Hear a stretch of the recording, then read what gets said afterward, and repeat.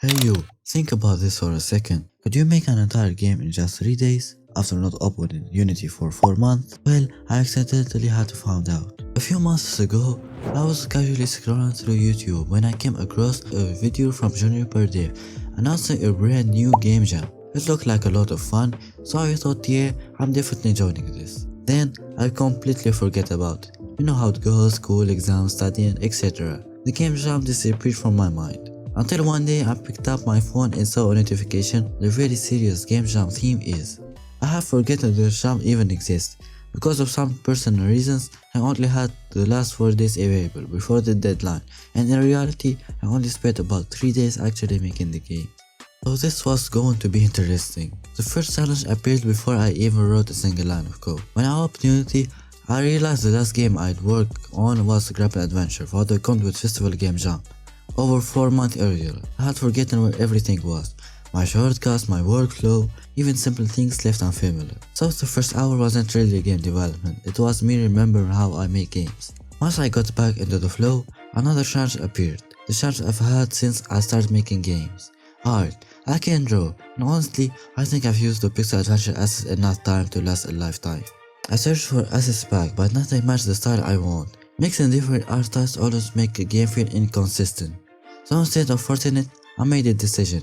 Forget detailed art, I will build the entire game using simple shapes and put all my effort into lighting, post-processing, colors, and making everything feel satisfying to play. Sometimes limitation forces you to be creative. So I started with a player controller.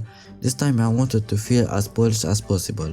I added coyote time, jump buffering, variable jump height, squash trees, straight render, and bunch of small details that player might not consciously notice, but they definitely feel. Those tiny details are what make movement satisfying.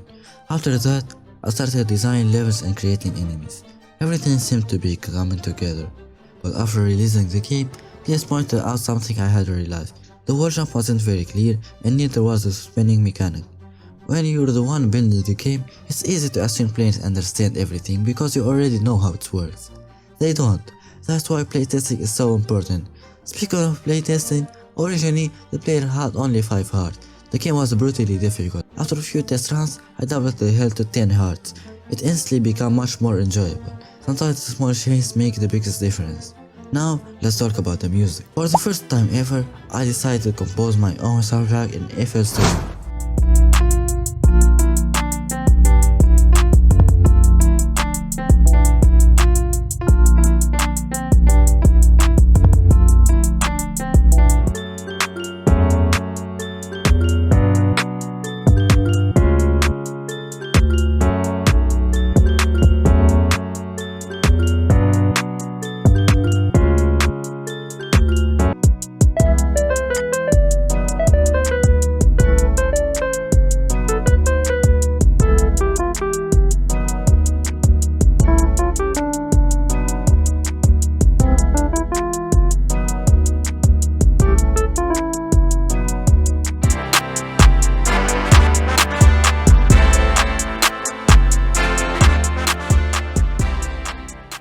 Is it perfect? Definitely no, it's bad, but I'm actually proud of it.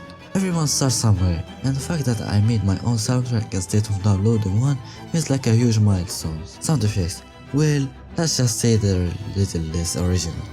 I borrowed a few from Hollow Knight, and for the death sound, yeah, I literally added. Trust me, adding these effects is professional game development tips. Another thing I tried for the very first time was making a proper cutscene. The animation ended up much smoother than I expected, and honestly, it's one of my favorite parts of the whole project. After 3 days of non-stop development, I finally submitted the game, about 10 hours before the deadline. Then came the hard part, waiting for over a week. Finally the results arrived. Out of 3,522 participants, here's my game rank. I'm incredibly happy with these results. Remember, this game was made in just 4 days. I hadn't seriously developed a game in months. I created my own music for the first time. These were nothing more than simple shapes. Some of the sound effects were literally and somehow they were still ranked higher than thousands of other entries. The music I made has completely beginner ranked better than I ever expected. Even the seriousness category somehow ended up being one of my highest scores. This game isn't perfect. I learned a lot, I made plenty of mistakes, but every game jam taught me something new. And I genuinely think this is one of the biggest improvements I've made as a game developer. Now it's time to take everything I learned and use it in the next game. Thanks so much for watching. If you'd like to play the game yourself, the link is in the description. And if you enjoyed the video, consider subscribing because there's plenty more game development coming soon. See you in the next one. Goodbye.